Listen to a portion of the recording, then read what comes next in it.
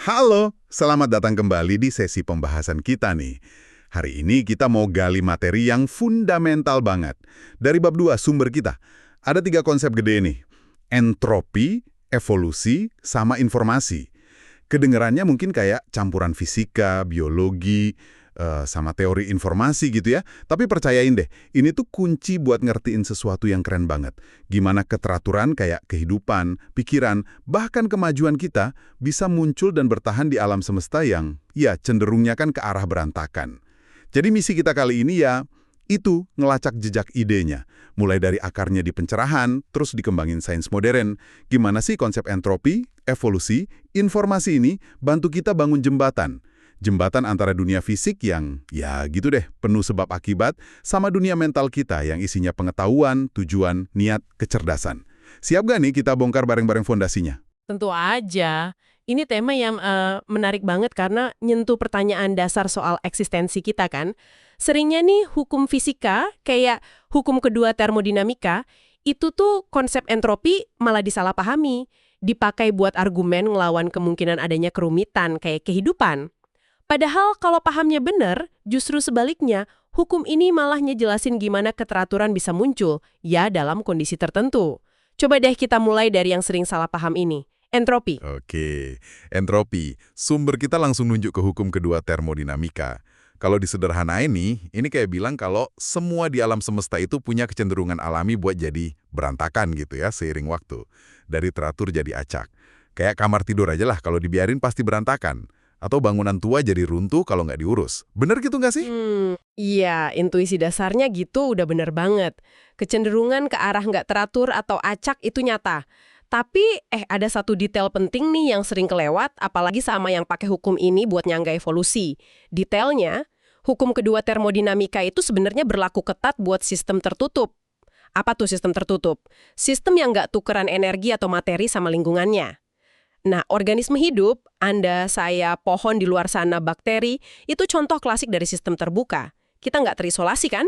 Kita terus-terusan ngambil energi dari lingkungan, tumbuhan dari matahari lewat fotosintesis. Hewan, ya termasuk kita, dari makanan. Energi ini kita pakai buat sesuatu yang wah luar biasa. Bangun dan jaga struktur internal kita yang rapi banget. Kita bikin kantong-kantong keteraturan yang kompleks di dalam diri kita. Oh, jadi kita kayak mesin pembuat keteraturan lokal gitu ya? Tapi gimana ini nggak ngelanggar hukum kedua tadi? Kok bisa? Nah, karena ada harganya, proses jaga keteraturan internal ini nggak 100% efisien. Waktu kita pakai energi buat metabolisme, gerak, mikir, kita tuh lepasin panas ke lingkungan. Terus kita juga hasilin produk sampingan atau limbah. Panas sama limbah ini justru ningkatin ketidakteraturan atau entropi di alam semesta secara keseluruhan. Jumlahnya lebih gede dari keteraturan yang kita ciptain di dalam diri kita. Jadi bisa dibilang, kehidupan itu bukan anomali yang melawan hukum fisika. Kehidupan itu malah manifestasi cerdik dari hukum fisika itu sendiri. Dia kayak berselancar di atas aliran energi buat bikin pulau keteraturan sementara, tapi ya bayar ongkosnya dengan bikin kekacauan di tempat lain. Gitu. Oke. Jadi kita bayar keteraturan internal kita dengan ngacak-ngacak lingkungan sekitar lebih parah ya? Menarik nih, sumber Anda ngehubungin perjuangan jaga keteraturan ini sama konsep filosofis Konatusnya Spinoza. Bisa dijelasin dikit nggak? Iya, benar. Spinoza, filsuf pencerahan itu, ngenalin konsep konatus. Kasarnya sih artinya dorongan atau upaya dari dalam diri setiap benda buat bertahan hidup dan negasin dirinya. Semacam daya juang gitulah. Nah, dalam pandangan modern, perjuangan terus-menerus organisme hidup pakai energi buat ngelawan kerusakan, ngelawan entropi, itu bisa dilihat sebagai penjelasan ilmiahnya. Atau ya setidaknya paralel modern dari prinsip konatus Spinoza tadi. Upaya nggak henti buat bertahan hidup, ngelawan kecenderungan alami ke arah kehancuran. Oke, jadi kehidupan itu perjuangan jaga keteraturan, ngelawan arus entropi universal dengan nebeng aliran energi. Tapi ini kan baru ngejelasin gimana keteraturan bisa bertahan. Terus gimana perjuangan ini bisa hasilin kerumitan yang makin nambah? Kayak evolusi dari organisme satu sel sampai jadi manusia. Nah, di sini evolusi sama informasi masuk kan? Tepat banget. Kalau entropi itu tantangannya, nah evolusi lewat seleksi alam itu mesin yang hasilin solusi adaptif buat tantangan itu. Dan bahan bakar plus cetak biru buat mesin evolusi ini, ya informasi. Sumber kita nekanin banget peran krusial informasi di sini.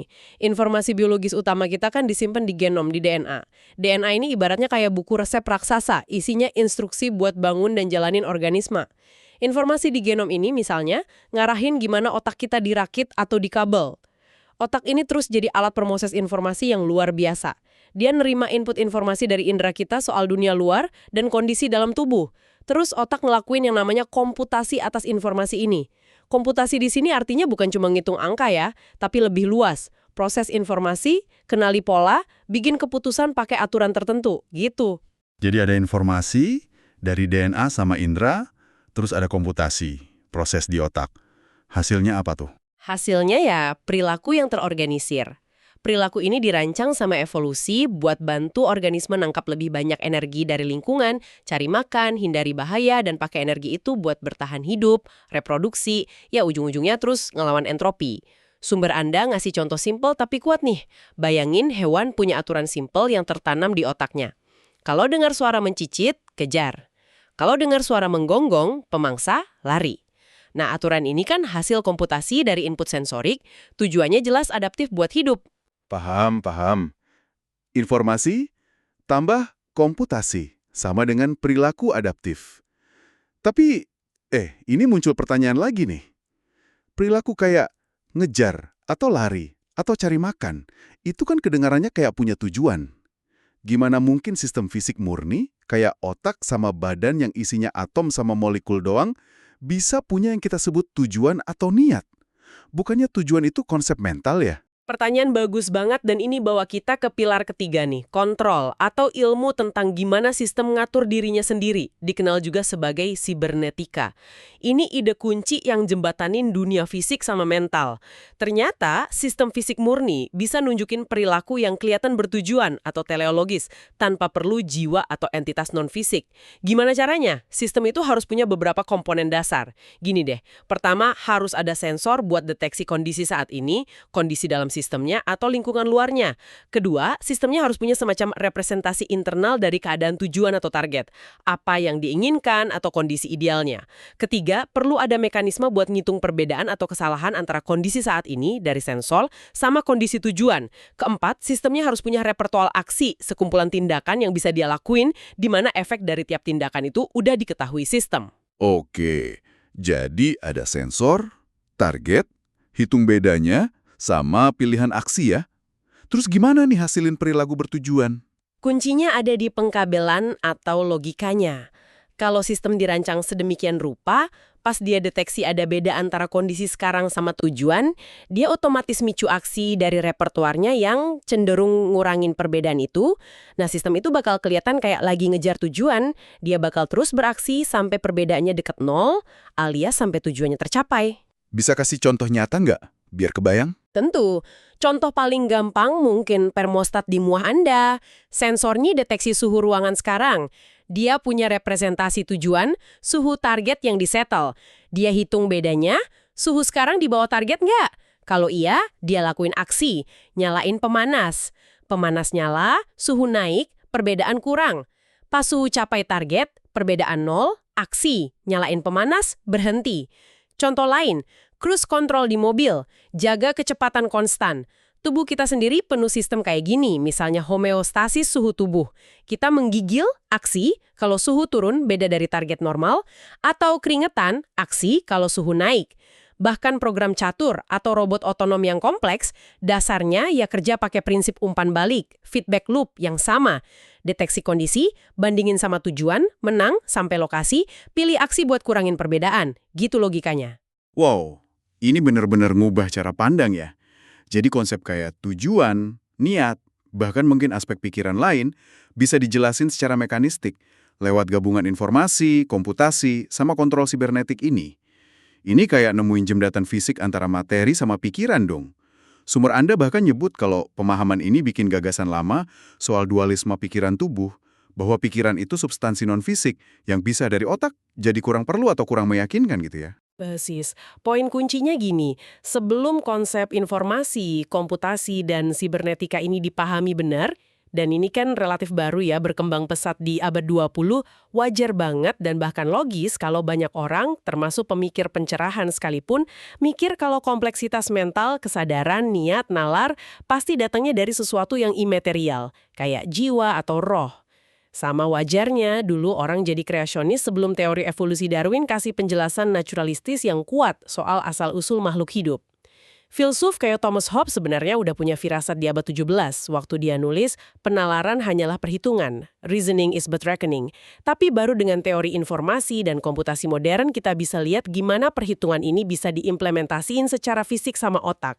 Ini ngasih landasan materialistik yang kuat buat gagasan kalau ide yang dasarnya kan pola informasi benar-benar bisa nyebabin perubahan di dunia fisik. Karena ide itu diproses otak fisik yang terus ngontrol tindakan tubuh fisik. Oke, ini gambaran yang luar biasa ya tentang gimana pikiran rasional dan bertujuan bisa muncul dari proses fisik. Kita punya mesin komputasi hebat di kepala kita, hasil evolusi yang manfaatin informasi buat ngelawan entropi. Tapi ya kita semua tahu lah ya, dan pemikir pencerahan kayak Kant, Hume, Smith juga sadar banget kalau kita manusia itu nggak selalu rasional.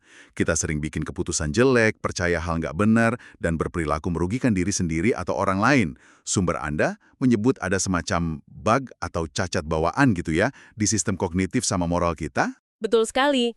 Evolusi emang bekalin kita otak luar biasa, tapi yang nggak sempurna. Itu hasil proses tambal sulam jutaan tahun, bukan dirancang dari nol sama insinyur sempurna. Akibatnya, ya ada beberapa kabel yang kurang pas, atau algoritma yang cenderung salah di kondisi tertentu.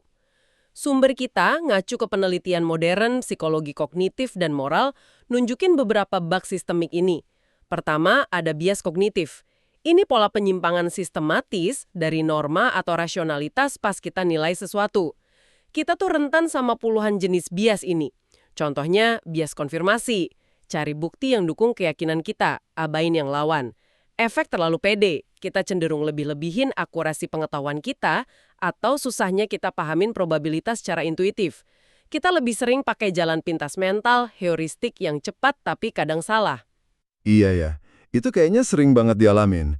Terus kalau bug di sisi moral gimana? Nah, di sisi moral, bug-nya mungkin lebih bikin khawatir nih. Sumber nunjukin beberapa kecenderungan. Demonisasi outgroup.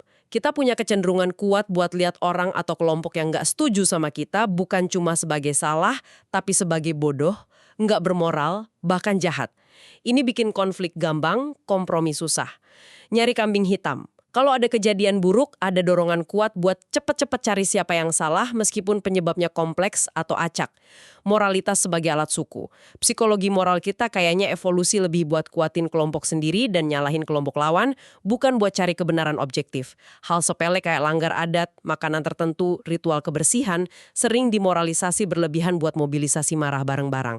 Dan yang paling gelap, kekerasan yang dimoralisasi. Sumber kita nyebut temuan kalau secara sejarah dan lintas budaya, kebanyakan kekerasan antar manusia, perang, genosida, hukuman kejam, itu dilakuin bukan cuma karena serakah atau sadis, tapi atas nama keadilan atau kebaikan ya, jelas menurut pelaku ya. Kita pinter banget ngebungkus agresi kita sendiri sebagai tindakan moral yang perlu atau dibenerin. Wah, ini gambaran yang lumayan suram ya soal perangkat lunak bawaan kita. Pantas aja pemikir pencerahan, meskipun ngejunjung tinggi akal, reason, juga nekenin banget pentingnya pakai akal secara sadar dan hati-hati. Mereka sadar rasionalitas itu bukan settingan default kita. Kita perlu institusi, norma, dan usaha pribadi buat mikir lebih jernih dan bertindak lebih baik. Terus gimana dong cara kita ngatasin bug bawaan ini? Kalau kita secara alami cenderung bias dan kadang moralnya sempit, apa harapan kita? Sumber Anda nyinggung soal kemampuan kita buat lampaui batasan lewat abstraksi dan kombinasi ide, sama pentingnya rasionalitas kolektif. Ya, ada harapan kok. Pertama, kemampuan kognitif kita yang unik buat mikir abstrak sama gabungin ide-ide secara fleksibel, itu bikin kita bisa lampai intuisi dan pengalaman langsung. Sumbernya ngutip Thomas Jefferson yang bilang ide itu kalau udah dilepas, bisa nyebar bebas dan digabungin pikiran lain buat hasilin pemahaman baru beda sama properti fisik yang eksklusif. Kemampuan gabungin ide ini dasar inovasi ilmiah, teknologi, dan sosial. Kedua, dan ini mungkin lebih penting lagi, yaitu rasionalitas kolektif. Meskipun tiap individu mungkin penuh bias dan titik buta, kelompok manusia kalau diorganisir benar bisa capai tingkat rasionalitas lebih tinggi dari individu anggotanya. Gimana caranya? Lewat norma dan institusi yang dorong pemeriksaan silang dan kritik. Contohnya proses peer review di sains. Klaim ilmuwan harus dicek dan dikritik pakar lain sebelum diterima. Atau debat terbuka di demokrasi. Argumen dari berbagai sisi diadu. Atau norma pembuktian di hukum dan jurnalisme yang baik. Mekanisme ini manfaatin keragaman pandangan buat nyaring kesalahan dan bias individu. Oh, jadi kita bisa saling koreksi bias masing-masing gitu ya, asal ada aturan main yang memungkinkan kritik konstruktif. Tepat. Dan fondasi dari semua mekanisme koreksi kolektif ini juga fondasi dari moralitas yang lebih luas dan humanistik, itu kemampuan fundamental yang juga disinggung sumber kita, ngacu ke filsuf kayak Thomas Nagel dan Peter Singer. Kemampuan buat ngadopsi perspektif orang lain, sadar kalau diri kita cuma satu individu di antara banyak individu lain, dan kalau kepentingan, keyakinan, sudut pandang orang lain itu sama nyatanya dan sama pentingnya buat mereka, kayak punya kita buat kita.